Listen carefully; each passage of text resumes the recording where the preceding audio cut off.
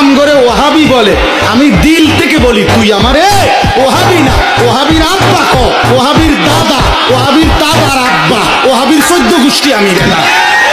তুই আরো বলিস আল্লাহর কাছে তাহাজ্জুদের সাজদা দিয়া তুই আল্লাহরে বলিস আল্লাহ তারে ওহাবি হিসাবে কবুল করেন, তারে ওহাবি বানান, তারে ওহাবি বানান। তোমার দোয়া যদি আল্লাহ কবুল করে আমারে ওহাবি বলে আমি জান্নাতি হয়ে যাব ইনশাআল্লাহ। আমি বললাম ইনশাআল্লাহ। ওহাবি, এটা ওহাবি মানে কিন্তু আসলে ওই রাসূল করিম সাল্লাল্লাহু আলাইহি ওয়াসাল্লাম 2 দেশের জন্য দোয়া করছেন, আল্লাহ তুমি শাম দেশে বরকত দাও, ইয়েমেন দেশে বরকত দাও।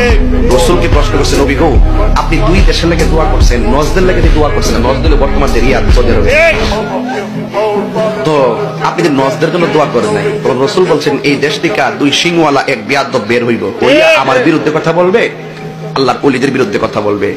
তো ঠিকই নবীর কথা মোতাবেক ওই দেশ থেকে একটা বিয়াদব বাইরেছে যেটা নবীর বিরুদ্ধে কথা বলে, এবং ওই লোকটা আইসাই যত উঁচু সাহাবায়ে কেরামের কবর রওজা মুবারক আছে এইগুলা ভাঙা শুরু করছে, মাজারের বিরুদ্ধে ওলি আল্লাহর বিরুদ্ধে ফতোয়া দেওয়া শুরু করছে এবং বিভিন্ন ফিতনা কথা সৃষ্টি করছে। যিনি ওনার নাম হলো আব্দুল ওয়াহাব নজদি। সে নজদের দিকে নজদি আর তার নাম আব্দুল ওয়াহাব। তখন ওই ওয়াহাব যখন নবীর বিরুদ্ধে গেছে, ওলির বিরুদ্ধে গেছে, তখন আমরা তার সংক্ষিপ্ত রূপ হইলো ওয়াহাবি বলি। আমার নাম কি তাহিরি না? আসলে কেন তাহিরি বলেন? আমার নামের পরে তাহিরি, মুফতি গিয়াসউদ্দিন আল-তাহিরি। তো আপনারা আমাকে তাহিরি বলেছিলেন, ঠিক না? তো ওই আব্দুল ওয়াহাব নজদি যখন নবীর বিরুদ্ধে কথা বলছে তখন তারা আমরা সংক্ষিপ্তভাবে ওয়াহাবি কইয়া ডাকি। কারণ সবচেয়ে বড় প্রশ্ন, আমরা ডাকি হ্যাঁ রে ওয়াহাবি, আমরা দেশের আবার কয়েকটা লোকের চলে যাই। তো আপনার জবাব তো কোনো কারণ নাই, আমি তো হিডারে পেতেছি, আপনি কিনলে জ্ঞান, তাইলে বুঝতে হয় ডাল মে কুছ কালা।